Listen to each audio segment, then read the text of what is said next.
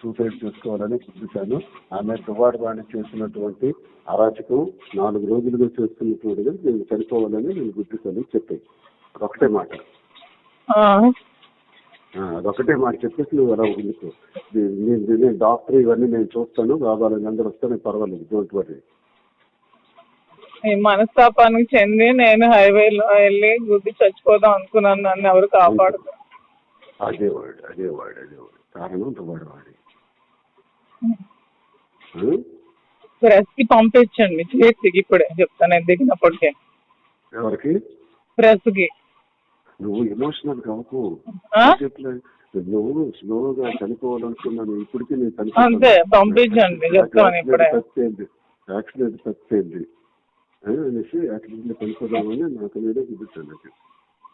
అభికి చెప్పి అర్జెంట్ గా చేసి పంపించమని బాగానే అన్నాను. Air balloons